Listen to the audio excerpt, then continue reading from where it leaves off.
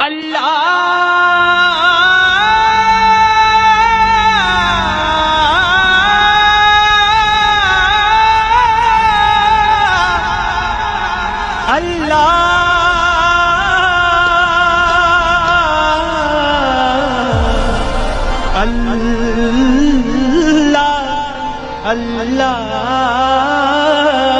ایسا شخص جو نہ لکھنا جانتا ہو نہ پڑھنا جانتا ہو، وہ کتاب دے کے جا رہا ہو، اور ایسی کتاب جو 1400 سال سے اس میں کوئی خلاف حقیقت بات اب تک ثابت نہیں ہو سکی. خدا کی قسم یہ بہت بڑا معجزہ ہے. یہ نبی صلی اللہ علیہ وسلم نہ لکھنا جانتے نہ پڑھنا جانتے.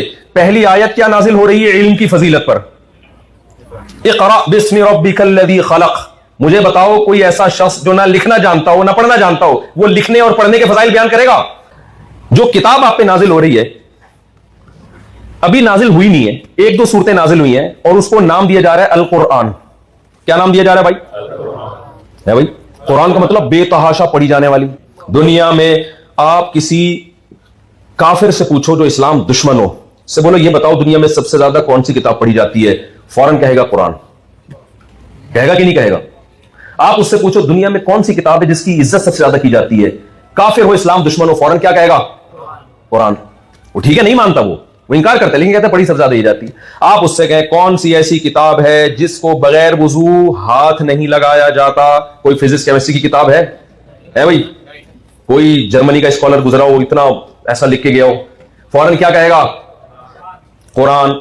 آپ اس سے پوچھیں کوئی ایسی کتاب ہے جس کو بغیر سمجھے اتنا پڑھا جاتا ہو جتنا جو محمد صلی اللہ علیہ وسلم کتاب دے کر گئے اس کو پڑھا جاتا ہو؟ بولتے کیوں نہیں؟ وہ کیا کہے گا؟ نہیں. کہے گا بھائی یہ تو گراؤنڈ ریئلٹی کا ہم کیسے انکار کر سکتے ہیں بغیر سمجھے. اس سے کہا جائے کہ کوئی ایسی کتاب ہے جس کو سمجھ کے اتنا پڑھا جاتا ہو جتنا قرآن کو پڑھا جاتا ہے؟ بولو نہیں. اس سے کہیں کوئی ایسی کتاب ہے جسے 5 لاکھ لوگ حرم میں بیک وقت تراویح کی نماز میں ہاتھ باندھ کے سن رہے ہوں ادب کے ساتھ؟ کوئی دنیا میں کسی کتاب کو ایسی عزت ملی؟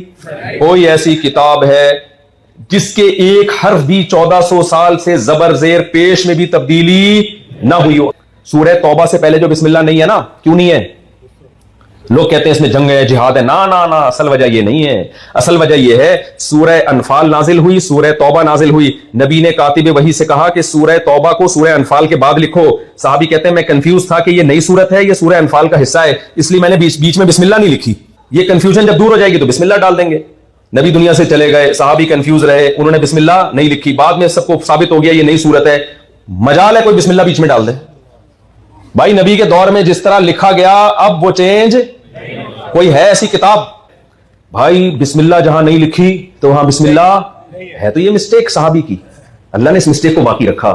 پتہ چل جائے کہ یہ مسٹیک کی نہیں ہے، اللہ کی طرف سے کروائی گئی ہے، یہ ثابت کرنے کے لیے کہ یہ کلام انسانوں کی جو ایڈیشن ہے، انسانوں کی طرف سے ایڈیٹنگ ہے، انسانوں کی طرف سے ایڈیٹنگ سے یہ پاک کلام ہے. مثالیں دیکھو اس قرآن کی.